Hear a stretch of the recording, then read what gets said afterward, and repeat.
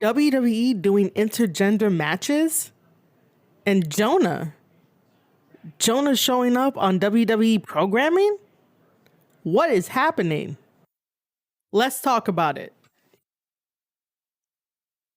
Ladies and gentlemen, welcome to a brand new episode of the Square Circle Podcast. I am your host, Marie Shadows, and on this very special episode of the Square Circle Podcast, I will be reviewing WWE Monday Night Raw. Yes, December 19th, 2022, that WWE Monday Night Raw. As of this recording, it is currently the 20th of December, 2022. We are in the final countdown, less than a week into entering the new year of 2023. I hope you guys had a wonderful 2022. Don't worry, I'll have a later podcast update before the end of the year explaining to you guys all the new content, all the new stuff that I'm going to be thinking about. But currently right now, we are going to review WWE Monday Night Raw. Before we get into it, obviously I have to let you guys know, if you enjoy this episode, you can definitely tell a friend. You can share it on your social media networks.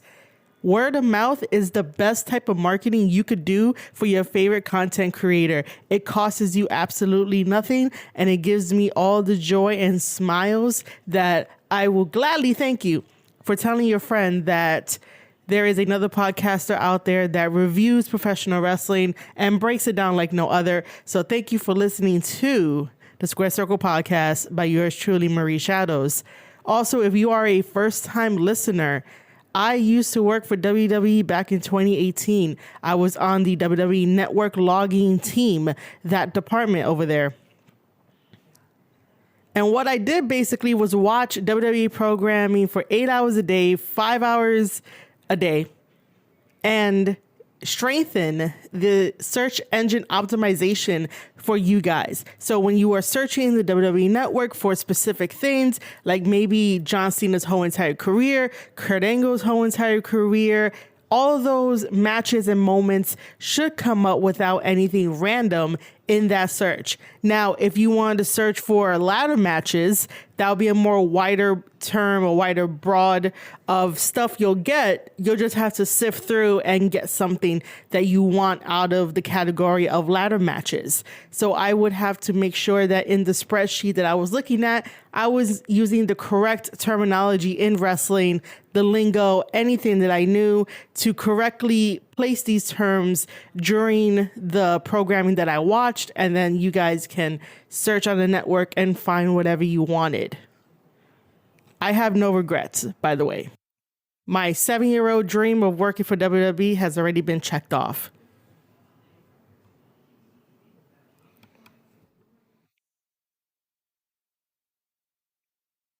Aside from that, if you guys are signed up to my wrestling newsletter, marieshadows.substack.com, you should already be signed up. This is an extension of the podcast, because not only would you get this podcast ad-free over at marieshadows.substack.com, but you also get other cool little goodies to read, my thoughts on other things, written articles, and soon to be ad fiction. And because this podcast episode will be ad-free on marieshadows.substack.com, all I ask is when you see the post coming into your inbox, into your email, because it does get delivered to your email, if you do see a very special link there, that link is to give a one-time donation of any type of amount as a encouragement or an incentive or whatever you want to say, or even as a good podcast episode.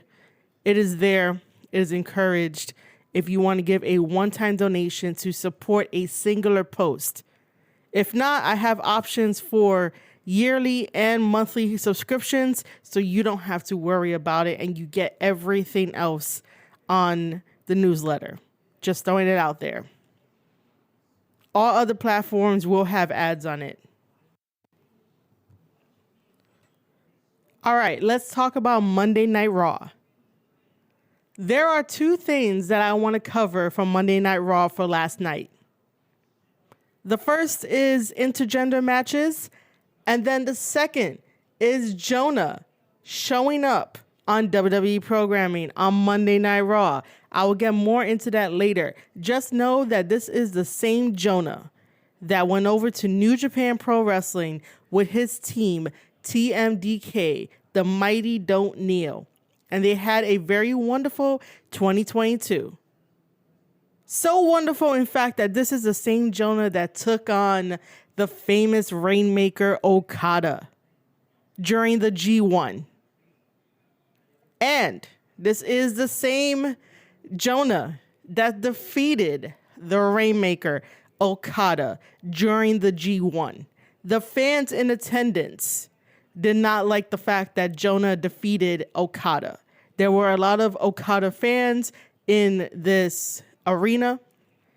I forget the city that they were in at the time of this G1 match of Okada versus Jonah. And Okada tried. The Rainmaker tried to defeat Jonah, but Jonah prevailed in the end. So, for Jonah to show up on WWE programming, man, I have a lot to say about that. That's going to be towards the ending of this podcast episode. Let's talk about intergender wrestling for a second. To me, intergender wrestling is cool. It has a place in wrestling. It has a place in storytelling if and when done right. Because let's face it, us as human beings, we sometimes do stupid shit. We say stupid shit. We act out in a very stupid way sometimes, right? And sometimes we may not be aware of our actions and what we do towards one another. So sometimes having an intergender wrestling match should always be professional, no matter what. But sometimes people think that they could get away with certain things in intergender wrestling matches. So as much as I like it and I feel that it does have a place in professional wrestling, as always, just be careful on who you're going to have an intergender wrestling match with. It should be professional at all times, and there should be no shenanigans where either the man thinks that he could get away with doing something inappropriately, and also the girl as well. The girl shouldn't think that she could get away with something inappropriately just because she's a girl, and that goes for the guy as well. Intergender matches should be respected between each other because it's a competition to see who's the best, right? It's just a competition to see who's the best and give us a very great athletic match with a story in it, rather than trying to be like, oh, I could get a freebie because of X, Y, and Z. No, you can't get a freebie. Don't fucking try it. Intergender matches should be at the most highest professional standard, the same way that you will be in the ring with a male opponent and a female will be in the ring with a female opponent, and they have respect there, and they're going to show you a awesome match with awesome athletic abilities. Cool. The only way that I knew that Raw was having a intergender match was through Twitter, because I was watching Westing's tier rankings videos up on YouTube. If you have not checked out their tier ranking videos on YouTube, please go do so. I really enjoyed them. I have my opinions on their opinions, but it's a really fun tier ranking show. They're up to 3 episodes now. The one I was watching was about ranking the best women wrestlers of 2022. And I bring that up because I paused the video, turned on Monday Night Raw, and I basically caught the intergender wrestling match that had Rhea Ripley versus Akira Tozawa. Now, I don't know how this led up to it, other than I think that she hit him, he fell, and the Street Profits were hyping him up, and out comes a, intergender wrestling match from that little scuffle. It could have been better. And I say that because I don't want WWE to do this thing of men don't hit women. And I know that's been ingrained in like everybody, depending on where you grew up, depending on the environment, depending on like the household that you're from. Men are usually taught don't hit women, right? So in wrestling, that's also there too, because sometimes men don't want to do intergender matches because they don't want to hit women. It's a whole big thing, and it's very iffy topic to talk about without like actually having a conversation about it. So what I don't like is that because Rhea is the bully in this situation, it's going to really look bad. It's going to really look off. Tozawa tried his hardest to bring some offense in, but because he's very small in terms of frame and muscle, going after Rhea, who has like bigger muscles than him, there was some stuff that looked kind of off. Now, a way to fix this that would have been very interesting if we would have followed it over the past couple of weeks would have been if we didn't decide a winner in this first ever intergender wrestling match on WWE programming in forever. If we did not determine a winner last night on Raw, they could have kept this chase going where at the end, the payoff would have been a really spectacular match between these two. Just because you know how to wrestle doesn't mean that you have instant chemistry with somebody, or you can predict what they were going to do and then it looks smooth even if like you fuck up, because there were a couple of fuck ups in this match and luckily it was caught and redirected and tried again and didn't look as bad.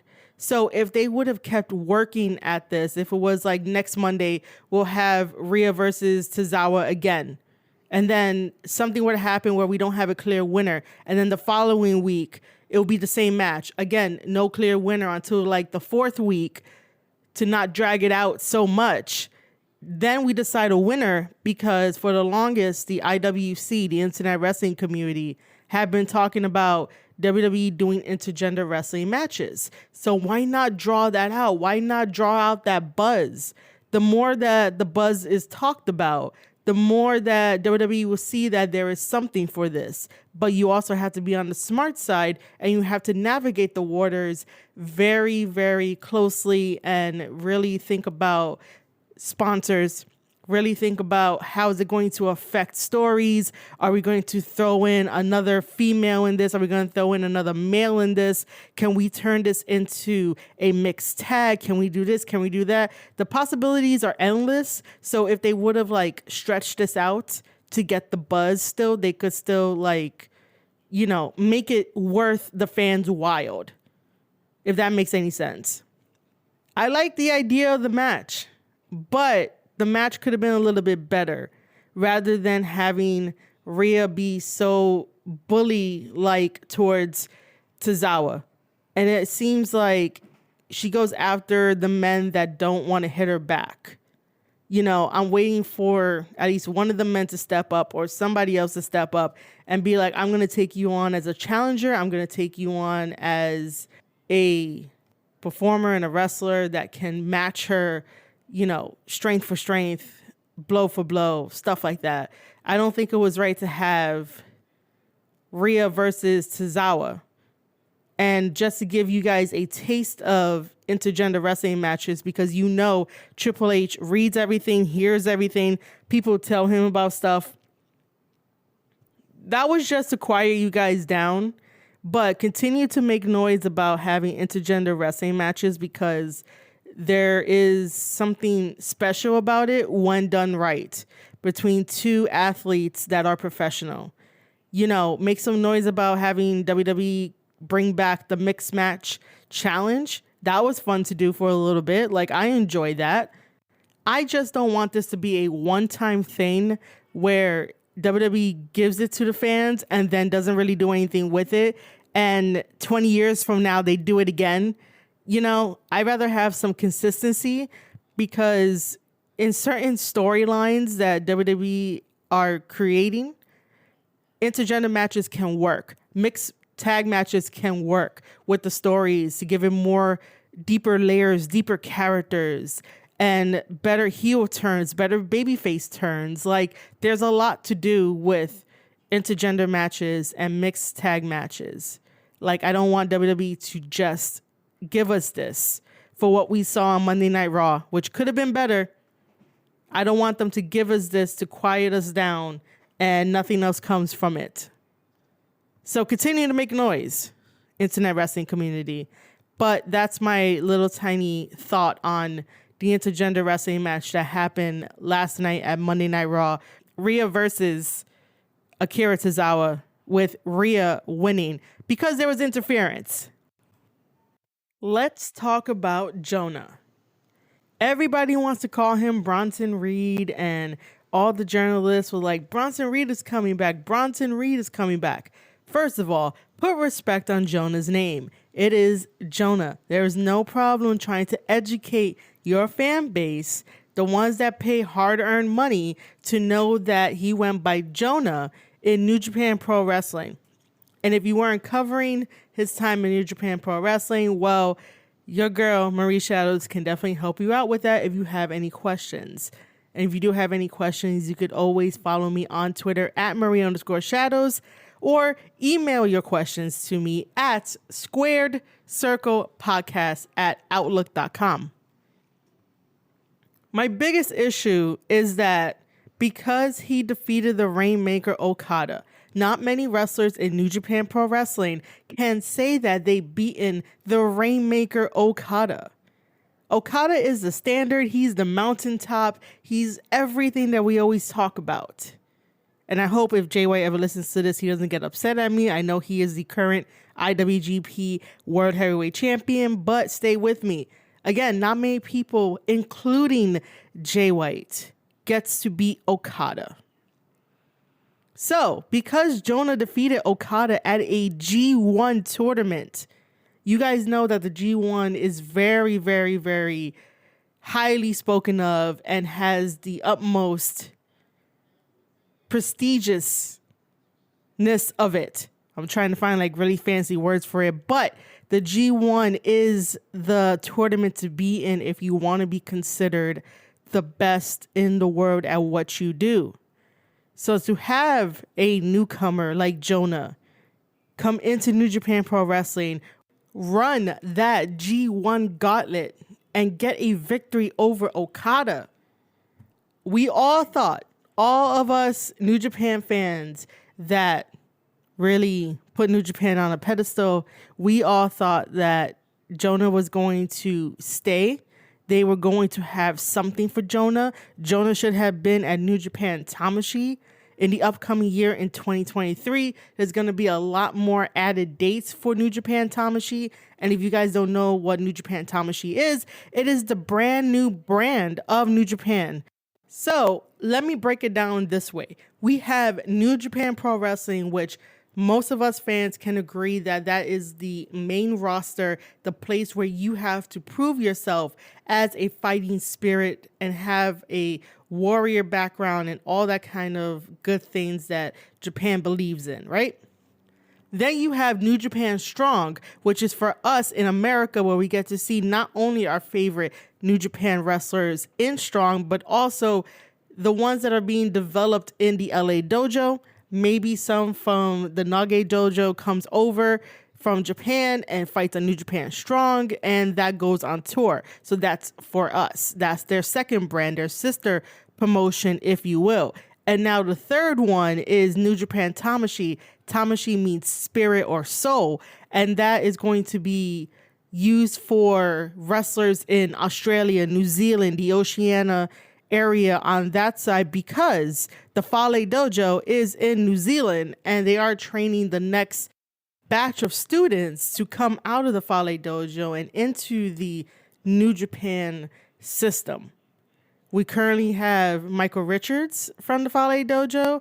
We currently have Andrew V, because I am going to fuck up his last name. Until I get him on my show and I interview him, that's the only way I will know and remember how to pronounce his last name. And we also have Oscar Lube, which I hope that I pronounced his last name right. I'm learning what everyone knew. So we have those and more out of the dojos. So Jonah could have definitely been part of New Japan Tamashii. He could have been the face of it. And that's what I was thinking was going to happen, was that they were going to allow him to be part of that team, because it's another representation of getting more Australians, more New Zealanders, more Oceania wrestlers that we never heard of. And that includes Samoans, Tongans, everybody in that part of the world where they get to showcase their craft and show it on New Japan Tamashii. However, I am heartbroken that I had to see Jonah, not Bronson Reed, Jonah show up on Monday Night Raw last night to help The Miz win in a ladder match against Loomis. And then with the WWE digital exclusive backstage comments video, The Miz decided to pay Jonah his fee. The Miz has connections with everybody. You know, I'm not a fan of this new direction that The Miz is going into with chanting he has tiny balls and that Maurice holds the bigger balls and everything. Like, I'm not a fan of this because I just find it so cringy. Like, I get it. I understand the entertainment aspect of it. And The Miz is the perfect guy to do this because he really is. However, he's the true mastermind behind everything. He's the one that can get things done, convince people, pay the money, hush money, whatever you need. The Miz got you. And I really do think that this was a smart move by The Miz to contact Jonah, a New Japan representative, to come into WWE. Now my whole entire brain and thinking process and conspiracy theories, or whatever you want to call it, is really high. All the flags are raised. We have Carl Anderson, who is still working with New Japan Pro Wrestling.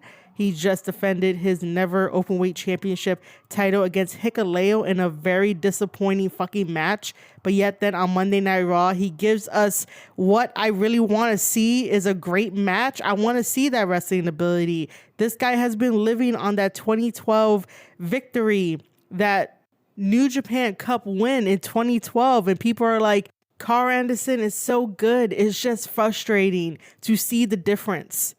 And it might just be because of value.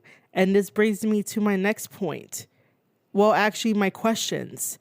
And I'm not sure if I'm ever going to interview Jonah or whatnot, but my questions would definitely be, did Jonah feel valuable over there in New Japan Pro Wrestling?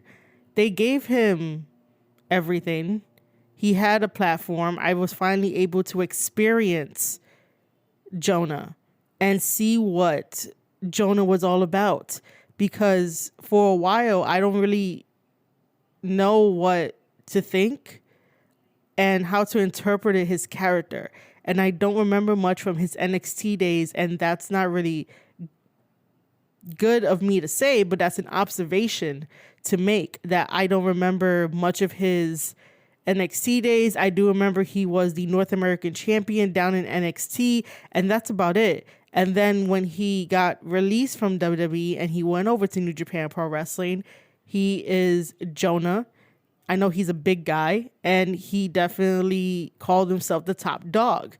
And I was like, I'm not convinced at this very moment. So let me watch how his career unfolded in New Japan in 2022. And I was starting to understand why he would always call himself the top dog. Everyone else was selling around him and boosting up his appearance, his strength, and everything else like that. He had his teammates with him. It all worked out. It looked beautiful. New Japan Pro Wrestling knows how to make a monster. They know how to elevate him. So because of all those factors, I am very happy that I got to enjoy and experience Jonah in New Japan Pro Wrestling. And I was expecting him to be part of Wrestle Kingdom. I was expecting him to be part of everything else. Maybe in the new year, we'll see him do New Japan Pro Wrestling and WWE at the same time. If Carl Anderson could get that type of deal, why not have Jonah do that? And this just confirms to me that the Royal Rumble for 2023 is going to be the most unpredictable Royal Rumble in the history of professional wrestling, in the history of WWE. We don't really know who we're going to get. There is a fake Royal Rumble list going around, and Jay White's name is on there. All right, cool. Let's entertain the idea. The only reason why I would entertain the idea of having like Jay White, Okada, Tama Tonga, Naito, Suzuki being in the Royal Rumble of WWE for 2023 is because I trust Triple H way more than I trust Vince. I don't feel that Triple H would fuck over people for the sake of fucking over people. Vince McMahon is a true, straight up businessman that would fuck over people for the sake of fucking them over, because he will say it is in the name of business. And in business, you can't let personal feelings offend you or anything like that. And in business, it's business. It's something that has to be done whether you like the decision or not. However, with that being said, I still trust Triple H more than I trust Vince. At least with Triple H, there'll be logic behind decisions if he needs to make a really hard decision, and then you could probably see the fruitfulness in the long run. Most of the time, I really do think when Vince was making decisions, it was more of a short-term visionary, like 90%, and then like that 10% is a long-term visionary. But with Triple H, I think it's the other way around, where he sees more long-term visionary than short-term visionary. If Triple H needs to do short-term visionary, then that's fine. But I really do think his visionary is more long-term. So, yeah, if we're entertaining the idea of having New Japan wrestlers come over to WWE, then I am okay with it because Triple H is in charge. If Jay White came over when Vince was in charge, I would have been like, bro, like, don't do it. Please don't do it. Like, my heart would be fucking broken if he went under, like, Vince's control. But if it's Triple H's control, it's better, because I could definitely tell you that Triple H watches New Japan Pro Wrestling. Triple H loves professional wrestling in general. So even if he's not watching it, you know he's hearing it, and you know that people are reporting to him about this and that and who's hot and keeping him in the loop of things. You know, he still has WWE to run. He still has like everything else to do as duties, but he knows what's hot. He knows what's trending because, like I said, even though he doesn't watch everything, there's people telling him. And I could tell you for 100% guarantee that he watched that Wrestle Kingdom that had the Elite on it, and that's why he offered them extra money to try to get them to WWE before the Elite was like, nah, we're going to make AEW instead. So Triple H watches everything. He notices everything. He tends to build relationships with people that seems a little bit more friendly, a little bit more calmer than maybe how Vince would maybe approach it. So like I said, if any of the New Japan guys are going to go over to WWE, that's fine with me because I trust Triple H way more than anything else. And then who wouldn't want to see Jay White in a WWE ring, maybe at Royal Rumble? Who wouldn't want to see Okada at the Royal Rumble, Suzuki at the Royal Rumble, or Suzuki versus any of those guys that could give him a run for his money? Or we could probably see, you know, Tama, Hikuleo, Loa, once he's completely healed, facing off the Bloodline. Like, I really want to see that. I want to see Tama, Loa, Hikuleo versus Roman Reigns and the Usos. And obviously, I want my guys to come out on top. I really do. And then I want tag team of the Usos versus Tama and Loa. Again, whenever Loa is 100% heel. I miss that dude. And of course, I want my guys to come out on top. But just to get back to the whole Jonah situation, it kind of did break my heart because I experienced his story, his character building in New Japan Pro Wrestling, and watched him grow and understood what he meant by being the top dog. And then beating Okada just really increased his name, his stock, and everything. So I was attached to Jonah. I'm not attached to Bronson Reed. I'm more attached to Jonah. So seeing Jonah pop up on WWE television and siding with The Miz to help him win against Loomis on Monday Night Raw. I was just like, what the fuck is this? So I was a little heartbroken. But of course, if the money is right, take the money because you need it for your family to survive, all of that. Sometimes maybe Japan's money is not working out pretty well, so that you could get more money here in the States or whatever. Not knocking you, New Japan Pro Wrestling. I love you guys. But in the conversation of this, you go where the money goes, and I totally understand the decision to come back. I just want an explanation next Monday Night Raw, and we'll talk about it right here on the Square Circle podcast. Just know that I am a little heartbroken. I felt a little betrayed because I definitely grew attached to Jonah. And with that, ladies and gentlemen, I'm going to wrap up this episode of the Square Circle podcast of me reviewing just 2 things on Monday Night Raw that really stuck out to me. I really hope that you enjoyed this episode. If you did, again, make sure you head to your favorite podcasting platform. Make sure that you hit that follow button, turn on notifications, make sure your phone lets you know when your favorite podcaster, Marie Shadows, drops a brand new Square Circle podcast episode. As always, if you are not signed up to the newsletter, a wrestling newsletter that will soon have fiction writing on it, marieshadows.substack.com is the way to go. This episode will be ad-free only on marieshadows.substack.com. However, if you did really enjoy this episode, throw me a few bucks in that PayPal link in the post when you get it in your email. Anything helps. It's encouraged, but not forced, if that makes any sense. That's you supporting a singular post from a content creator that gets pennies from ads. Everywhere else will have ads. If you're not following me on Twitter, please make sure you do at Marie_Shadows to know when I go live on Twitch, to know when a new episode drops, to know what I'm going to be doing. This week is going to be very special. I will be having a book reveal. So if you want to see that book reveal, head over to twitch.tv/Marie_Shadows, where I will be doing it live on my Twitch channel. I created a book for everyone to enjoy. It is a wrestling planner. I'll have more details on it in the upcoming days. That's why you should not only follow my Twitch channel, but also sign up to the newsletter.